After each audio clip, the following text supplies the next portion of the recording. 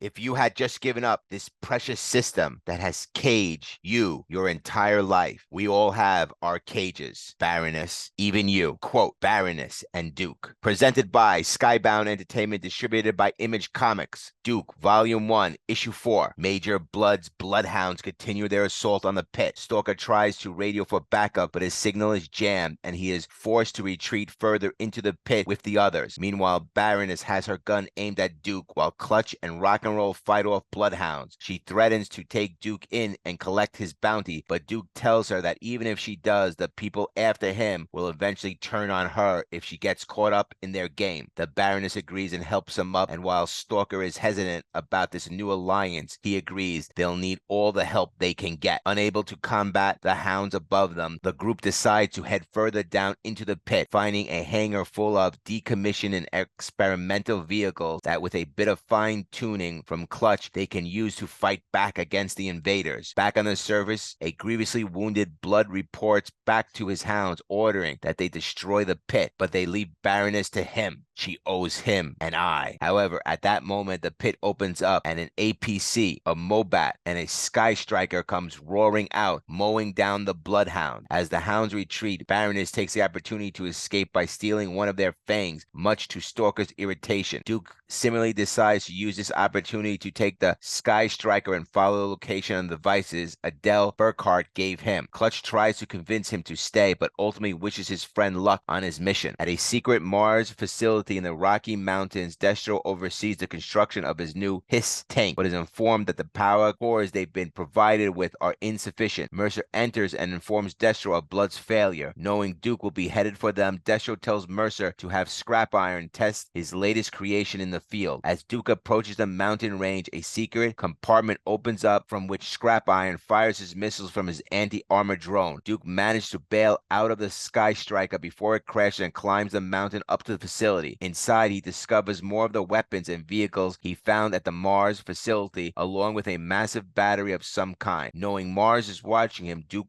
rails at them. He knows what they're doing, and he's going to kill their flying robot. However, his words are cut short when he is grasped by the mechanical clawed armor of a battle android trooper. Bat notes: the tracking device Burkhart gave Duke in issue 1 was confiscated off-panel when Duke and Clutch were captured in issue 2. Mars needs a new energy source to power their new weapons. Perhaps a new ally could provide that. Although it's worth noting, the Bat's chest piece does glow the familiar yellow color we've seen elsewhere, so maybe they do have some Energon. Duke is still operating under the incorrect assumption that Mars is responsible for creating Starscream and causing the death of his friend Frosting back in Transformers #2. G.I. Joe references the APC, Mobat, and Sky Striker are all classic Joe vehicles from the first 2 years of Real American Hero line. As expected, Major Bludd is shown to have lost his eye due to the Baroness setting up to receive either his traditional eye patch or a more classified and inspired tech version. The shape of the wound is also remnant of some of the scar tissue sculpting on its classified figure. Scrap-Iron also continues the trend of a character design being based on their classified figures. He is even shown using the figure's main accessory, the anti-armor drone. The final issue, presented by Skybound Entertainment, distributed by Image Comics, Duke, Volume 1, Issue 5.